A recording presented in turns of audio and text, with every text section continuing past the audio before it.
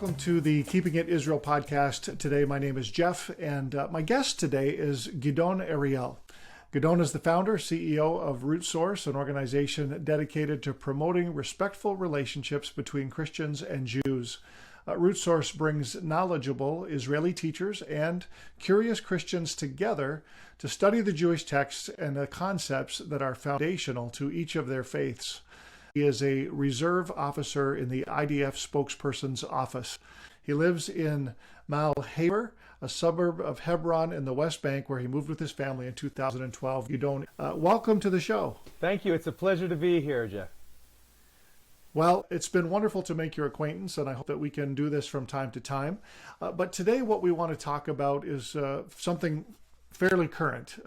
You have just come through in Israel over the last week. I think the ceasefire happened Friday morning, early Friday morning last week. But you've come through a pretty well a week of very, very intense conflict. And so I want to just get your take today. First of all, how did this begin? How did it start and begin to escalate? It's not like you're in a classroom and everything's fine, and all of a sudden some kid from nothing starts shooting spitballs at you. Mm-hmm. It's the Hamas terrorist organization is the de facto and de jure leadership, elected, amazingly, leadership in the Gaza Strip. The Gaza Strip is about, 5 miles wide and about 30 miles top to bottom. It's a strip. I might have the numbers wrong, but we're talking about something like that. In that strip, there is the Hamas terrorist organization that does its very best to fulfill its charter, which mandates itself to destroy the state of Israel and kill all of the Jews who live there. So that's their mandate. And just to clarify, that is a written, stated manifesto, correct? Yeah, it's sort of like the Declaration of Independence. If you look up Hamas charter and you read it, you'll find that there. Exactly. And I think it's important to note that many countries around the world have recognized Hamas as a terrorist organization.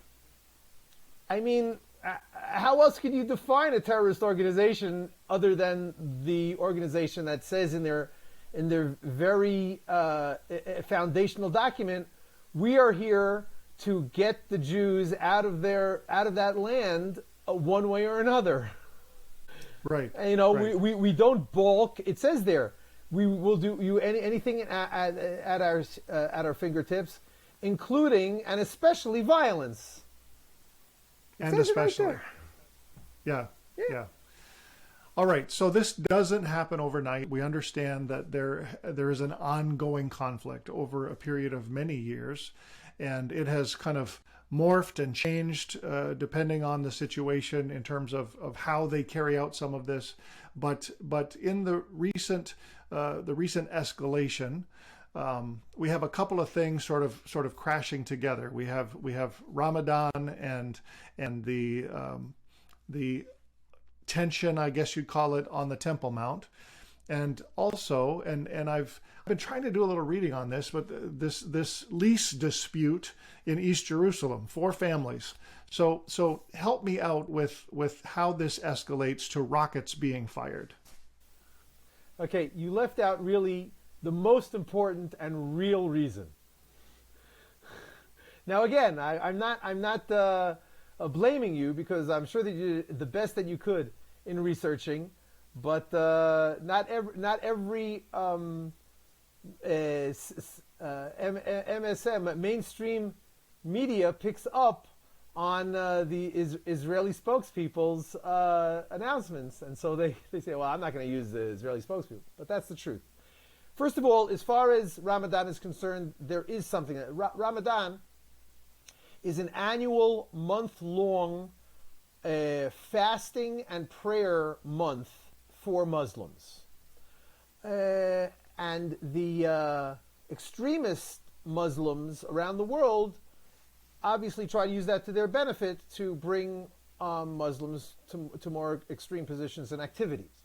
Not all Muslims, of course, are extreme. If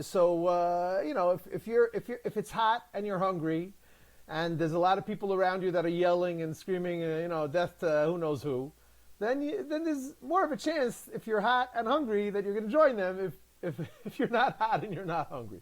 But that is really by the way, they don't do a fast for 30 days straight. They eat at night, so it's okay. Right. But the real reason that there was an escalation, well, there are, again, two reasons. One, that Hamas had the ability. They've been stockpiling rockets since the last time we pummeled them, which I believe was 5 years ago. So for five years ago, there was a ceasefire. We said that we achieved our goals in this operation, and they said that they won.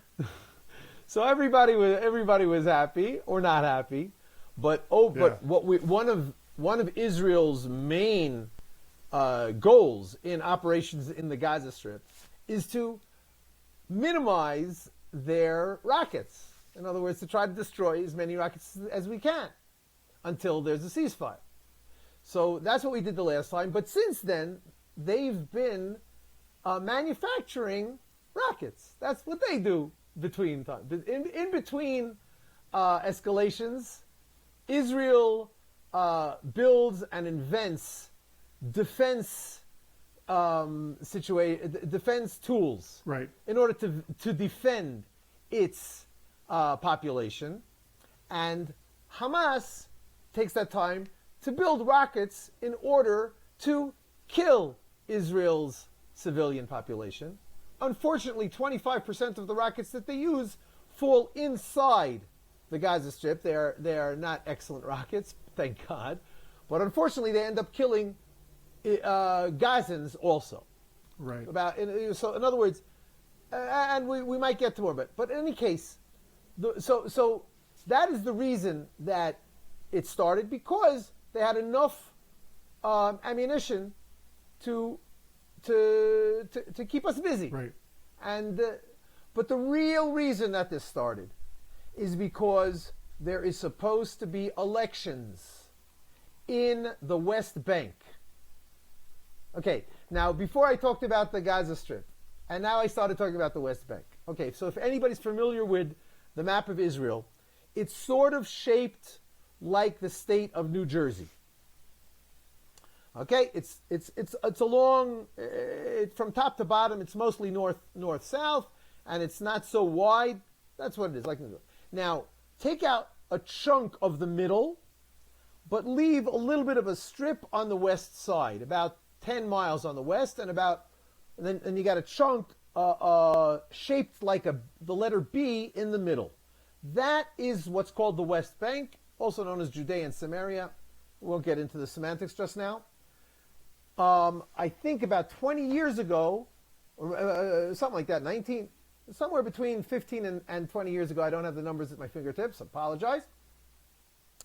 There was some sort of an arrangement where there would be elections in the Gaza Strip and in the West Bank, which are separate, because the Gaza Strip is on the western corner of Israel, and the West Bank is on the the mid-eastern side of Israel. It's much bigger than the Gaza Strip. So the Fatah, slightly less horrific terrorist organization, won the elections in the West Bank, and the Hamas, which is the much worse terrorist organization, won the elections in the Gaza Strip. Okay, so we in America, if the Republicans lose and the Democrats win, okay, so the Republicans say we'll win next time. No, the way that it worked in the Gaza Strip is that they killed all of the Fatah activists. I'm sorry for laughing, but that's what happened. So there's no more Fatah in the wow. Gaza Strip. There's also no more Israelis in the Gaza Strip, because the Israelis pulled out of the Gaza Strip in about, I think it was 2002. Sorry for not having my my numbers over here. I'm talking from my memory. And I'm not good with numbers and with dates. My wife is around. She has a watch. She has a calendar. Whenever the kids have a birthday, she says, it's the kid's birthday. I say, great, I'm going to wish them. Otherwise, you know, yeah. Luckily, my wife and I got married on the most popular day in the Israeli calendar to get married, so I always remember our anniversary. But anyway, so the Israelis pulled out of the Gaza Strip, which we conquered in 1967. So for about 30, 40 years we were in the Gaza Strip. Then we decided one-sidedly to pull out from there. It wasn't by far it wasn't the whole country. It was a very strong argument on whether we should do it or not. The right wing said we should. The right wing of Israelis said we shouldn't do this. The left wing said no, we're going to do it. They did it. We said if you pull out of there, they're going to start shooting rockets at us. And the left wing said, what are you talking about? They'll shoot one rocket, we'll reconquer it. Well, they've shot thousands and thousands and thousands of rockets since then, right. And we're not moving back in so fast.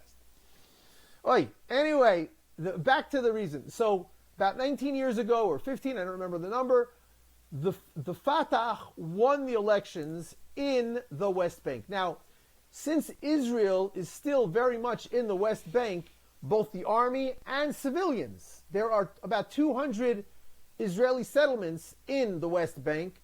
There's about 500,000, 300,000, hundreds of thousands of Israeli Jews who live in the West Bank and are traveling all over the place. So except for some blocks where Israelis don't go, but the Israeli army, certainly the Israeli intelligence does go, it's a lot harder for there to be a civil war in the West Bank between the Fatah and the Hamas. But there are Hamasnikim, there are Hamas activists, whether they are open about it or whether they are underground about it, but there are plenty of Hamas in the West Bank. Now that there's finally going to be an election, you see, every 4 years in the West Bank, there's supposed to be an election. So now that 18 years have passed since the last election, they've decided that they're going to have an election. However, Mahmoud Abbas, who is the prime minister of the West Bank, what is known as the Palestinian Authority, realized, he did some public opinion polls. He realized he was going to lose to the Hamas. Guess what? That's why there haven't been elections in 19 years, even though there should be elections every 4 years. Because if you can defer elections that you're pretty sure you're going to lose, you wouldn't be a very good politician if you wouldn't choose to do that. So that's what's been going on. However, this time there's been too much pressure on Mahmoud Abbas to have elections. And so even though he saw that he was probably going to lose, he said, okay, we're going to have elections. Ultimately, he came up with some reason to defer elections anyway, so they have been deferred. I don't know if they're going to be deferred for another 4 years, another 4 days or months. I don't know, but nobody was really expecting that to happen. But the Hamas said, no, in case there's elections, we better make sure that we have a best chance of winning the elections. And the way that it works is kill a Jew and win the election. So that is why they started shooting rockets at us, so that the people in the West Bank would be able to see, those Hamas, they're real heroes. So, Gidon, why? Maybe you don't have the answer for this, but why haven't we heard this in the media? Why is this not being talked about?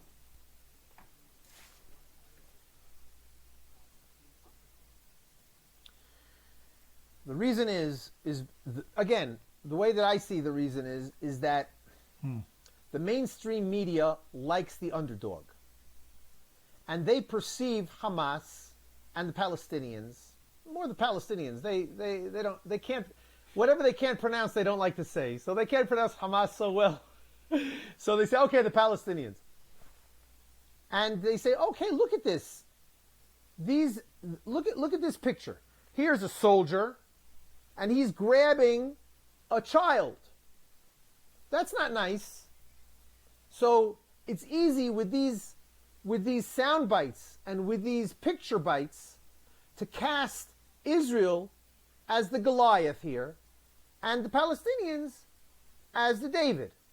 So once you've pummeled in that narrative for years and for decades, not only is it uncomfortable for you to change the narrative, but it's in you as a reporter, as a journalist. Not all journalists are like this, but too many of them are. And there are activist websites calling out journalists who are not telling the story fairly, but preferring the Palestinian narrative. That is why.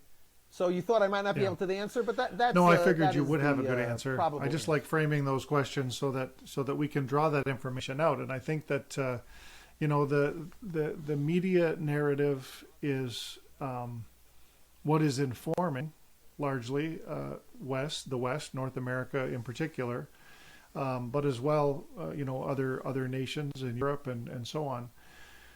We have experienced and this is not about us, but as an organization who chose to stand with Israel during this past week of fighting, chose to defend Israel's right to defend herself and so on.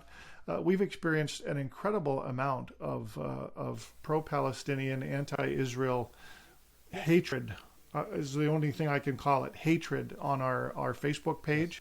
And we are not, we as an organization we're not pro-war. We're not anti-Palestinian. We're for people. Yes. We are pro-Palestinian and pro-Israel, pro-Jewish, and we're anti-evil and anti-terror, and therefore anti-Hamas. And but this attack has almost seemed calculated. And I said to somebody the other day, they must be using a bot or an algorithm of some kind to attack our site because of the fact that we are supporting, not supporting, again, the conflict necessarily, but Israel's right to defend herself. And I wonder if you've heard anything more about that kind of thing, because I would delete a comment and ban a user, and immediately 5 more would pop up. It was like whack-a-mole, like it was ridiculous. And we actually had to pull our Facebook page down for a few days so that we could monitor some. I'm talking thousands of these kinds of comments. And so I didn't know if you've heard anything more about some of that happening as well. Well, look, that's another ball for me to juggle in this interview, and for sure, especially amongst us English speakers, English-speaking activists in Israel, that is an issue that has come up by without any question, and that is I really do think that this is another front that the Hamas is orchestrating. In other words, the Hamas has what they call a military wing and a diplomatic wing. But I don't think that the diplomatic wing is just there to say, oh, we love children and we disdain violence. No, they don't say that, first of all. But what they do, I think, is that they try to agitate the media, and especially the social media. So again, I don't know if it's totally Hamas, but unfortunately Hamas has a lot of willing, cooperating partners all over the world.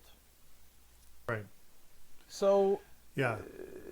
So that's what's going on, and they do R&D to make sure that they can do the best they can in shutting up supporters of Israel and helping usually vulgar attackers of Israel on social media. And all this in order to try to convince the people in the middle that they're on the right side, that they should join them and not Israel. Yeah. Yeah, no, certainly it is about trying to sway public opinion, and I feel like they were being effective. I mean, those hashtags, support Gaza and Gaza under attack, they were trending for a few days last week, which was very concerning to me. I felt like, wow, this has really gained momentum on that side, and I get it. I get the draw to the plight of the suffering Palestinian, and we agree. I agree that many Palestinians are suffering. I just don't agree that they're suffering at the hands of the Israelis. They're suffering at the hands of their own terrorist leadership. Is where I stand. And I want to ask you this. We as Christians, you have a pretty good finger on the pulse of what we believe as Christians. Those of us who I would call true believers. Where should we stand according to our values on this whole situation? I think that you Christians, and you are amongst my best friends, what I hear often is that the Christians that I am in touch with are Bible-believing Christians. And the Bible is a book that has verses in it. And the verse that comes to mind is pray for the peace of Jerusalem. Mm-hmm. And so what you have to do is pray for the peace of Jerusalem. Now, the Palestinians, the Hamas, as you hinted to, but I didn't pick it up at the beginning of this interview, they're saying, we are the defenders of Jerusalem, which of course that's ridiculous, because the first thing that a defender does isn't shoot a rocket at what you claim to be defending. Right. But Israel is certainly defending Jerusalem in order for it to be, first of all, the capital of the state of Israel, the capital of the Jewish people, and ultimately a city, a holy city, the holiest city in the world to three religions, where we take it as our absolute responsibility to assure freedom of religion in that city. So when you pray for the peace of Jerusalem, you're actually praying that Israel will be able to continue to keep the peace in Jerusalem, both for their citizens, and the civilians and the residents, and ultimately, as soon as COVID is done, for Christian visitors there, Christian tourists. Yes. That's what we're trying to do. Yep. And for Muslims also. All throughout the Ramadan, the Temple Mount, not to mention the other mosques all around Jerusalem, but the big enchilada, the Temple Mount, tens of thousands of Muslims went up to the Temple Mount in order to pray. And unfortunately, hundreds and maybe thousands went up to agitate, to cause violence, and ultimately to try to injure and murder Jews. What they did is that the Temple Mount, get it? It's a mountain. And on the other side of the Temple Mount is the Western Wall. The western side of this Temple Mount is the Western Wall. So that sounds really cool, the Western Wall. But really, technically, it's the Western retaining wall of the Temple Mount. Right. So if any of you know what a retaining wall basically means, is that it's a wall. So on top, you have the Temple Mount, and on the bottom, you have the plaza of the Western Wall, which means that if you are on the Temple Mount, you can lob a rock over the wall. It's not very high, and especially if you can get on a ladder or something like that, and that rock will fall on a praying Jew at the temple, at the Western Wall. So immediately, as soon as that starts happening, the people who are praying there, they scurry, and they try to make sure that a rock doesn't fall on their head. That is terror. That is terrorism. Yeah, absolutely. So that is why, again, if I can go back to your initial question, that is why the Israeli police force went on to the Temple Mount. not in order to say, what Muslim is daring to pray here? We want to break some heads. No. What terrorist is trying to agitate terror? Those are the ones that we are going to use our best crowd control theory and actions, and we are going to arrest them. Right. And that is what they did. But if the Muslims and the Palestinian supporters say the Israelis are what's it called? They're profaning the holiness of the Temple Mount. They're not profaning it. They're keeping these terrorists from profaning it, unless the Palestinians consider using terror from the Temple Mount is a way of sanctifying it. I don't think so. Unfortunately, there's really very few people that you can talk to. It's very hard to find a Palestinian spokesperson, including Western supporters of Palestinians, who will speak civilly. They will speak vulgarly, as you've seen on your site. There's nobody to talk to there. That's the shame. Which actually tomorrow night, I think, or tonight, I don't even remember, I'm speaking to a group of Palestinians and Israelis, usually left-wing Israelis, and their supporters from around the world, trying to present my position as a settler, what they call settlers. I think that I'm just an Israeli who happens to live in the heartland of Israel, near the cities and the locales that are mentioned in the Bible. What could be more natural for me to want to live where my great-great-great-great-great-grandfather lived? But anyway, there's a lot of hatred going on over there, and it's hard to tell the difference between somebody who is just saying, well, this is the way we're supposed to talk nowadays, and somebody who is saying, I am choosing my words in order to terrorize you. That's the way it gets. And frankly, I'm terrorized. If somebody uses vulgarity with me, I move back. I'm not into that kind of thing. And that's completely understandable. Very good. Well, you've helped us, I think, understand a little bit more about not just the conflict itself, but the root causes. And I think that that's going to be helpful for people listening, people watching. And again, I want to sort of reiterate that from my perspective, and I think from yours as well. I don't want to put words in your mouth, but we are not we're not for suffering. This is not something that any of us are about. And I don't believe Israel, even politically, would say that they are about that. They're about defending their citizens and defending, more than that, defending the virtues of democracy and rights of all people. Would that be fair? Israel is only slightly more focused on defending Israeli citizens and residents than they are on defending non-militant Gazan Palestinians. Yes.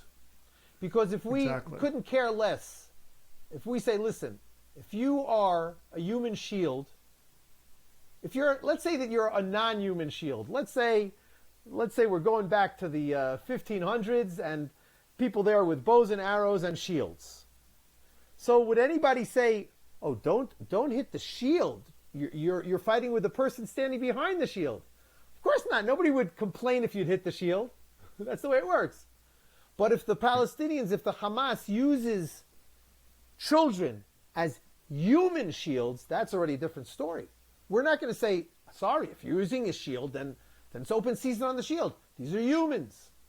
So Israel does its best to make sure that it minimizes what's called collateral damage, which means injuring and killing innocent bystanders. A child, I'm not talking about a 17-year-old. 17-year-old, nobody, they don't count. They also run around with guns.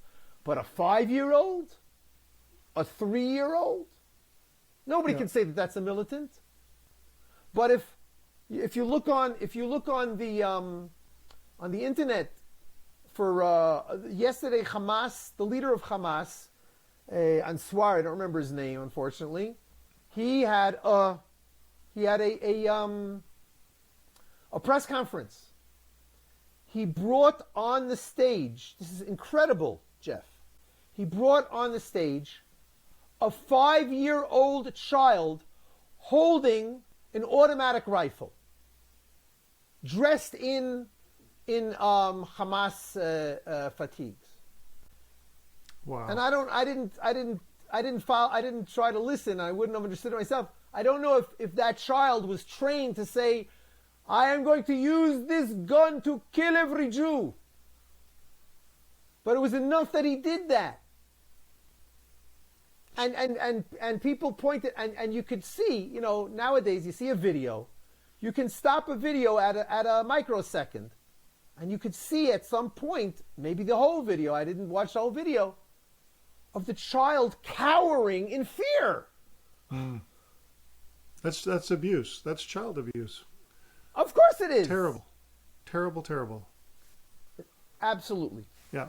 So we are against that. We want to defeat the Hamas, certainly, so that our civilians and children will not cower in fear. But we don't want their children to cower in fear either. Yeah, absolutely. However, there's a problem, Jeff. I got a great idea. Let's just take the Israeli army, the IDF, and conquer the Gaza Strip and arrest all of the Hamas people, put them in jail, and basically have a military a government in the Gaza Strip. That will be much better for that 5-year-old. He won't have to worry that the Israelis are going to make him carry a gun. Right. Right? Doesn't that make sense? That it will be much better? No. Because the entire world will look at it. Look, you're conquering, you're once again occupying, it's illegal, da da da da da da. So we can't do that so easily. Yeah. Not to mention that if we would do that, we would put our own soldiers at much greater risk. Yeah, of course. No, we didn't go in on by ground. We mostly did this war, this operation with the Air Force. Right. Yeah. So it's a big huge problem, and it's a war that not only is being fought in the skies, but it's being fought in public opinion all around the world, not just where you are. And we certainly experienced that as well this week. Listen, one last question to kind of finish our time today, but for you, what does true peace, what does shalom in Jerusalem look like? As we pray for the peace of Jerusalem, as you pray for the peace of Jerusalem, what's that gonna look like for you? I'd like to give you two answers. It's what it does look like and what it will look like. So I'll start with what it will look like. What it will look like is peace on earth, goodwill towards all men, the Messiah reigning in Jerusalem. These are Old Testament prophecies that we as Jews believe in the Old Testament.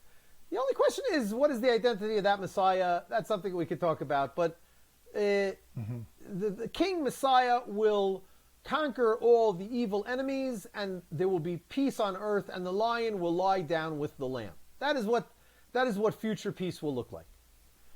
But presently, 80%, 75%, 90%, some really high percentage of that peace already exists.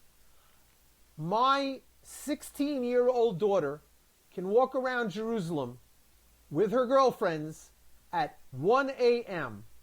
with much less fear than she could in most major cities in the world. Mm.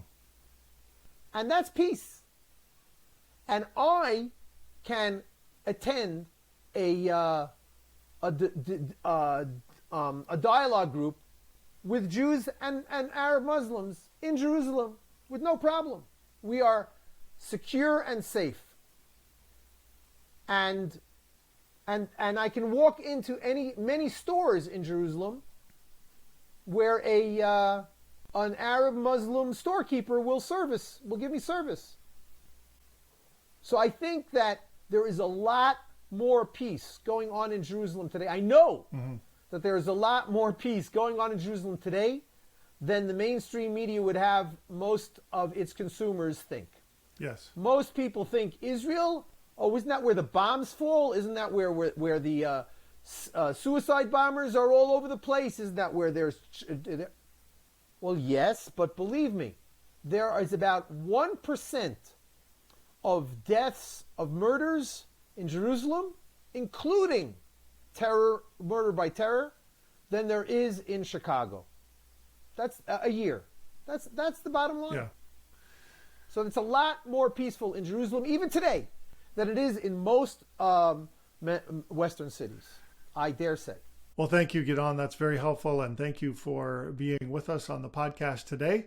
I do hope that we can have some future conversations about all kinds of things, and I know that you will be joining us again at a future time on one of our podcasts, and we look forward to that discussion about the partnership between Jews and Christians and how we can work together, and I think that people will find that very helpful. First of all, my website is root-source.com. And if you use Contact Me, I love to be in contact with people who want to be in contact with me, so don't be shy. And second of all, right now, again, there's COVID-19, but it's opening up. Come and visit Israel. This is the best way for you to know the real facts on the ground. Absolutely. And we will reiterate your website information as we close the podcast. But again, thanks for being with us. Thank you very much. Shalom, shalom. Well, thanks for tuning in to Keeping It Israel today, and I hope you enjoyed my interview with Gidon Ariel. I want to encourage you, go and check out his website, root-source.com, and you'll find lots of resource there. They're doing a wonderful job bringing Christians and Jews together in order to learn from one another. First Century Foundations is a ministry that exists to support the land and the people of Israel and to educate Christians about the Jewish roots of our faith. We are a charity that relies on your generous donations. And so if you like Keeping It Israel, if you like the podcast, please consider giving and help us with the costs associated with putting this out there. You can go to firstcenturyfoundations.com to learn about the many humanitarian aid projects that we are involved in and support in Israel, and to find out how you can be a part of this critical work that we do. Thank you so much for your giving. Your generosity is truly making a huge difference in the lives of many people in Israel today. Please don't forget to hit the subscribe button on our YouTube channel. And if you're listening on your favorite podcasting platform, you can subscribe there as well. Leave us a review. That would be so helpful. And follow us on Facebook so that you can stay connected to all that we are talking about and sharing. And I know that that would be helpful for you. Please remember, the land and the people of Israel have a special place in God's heart, and they play a critical role in history. And so more than ever before, as Christians, we stand with Israel.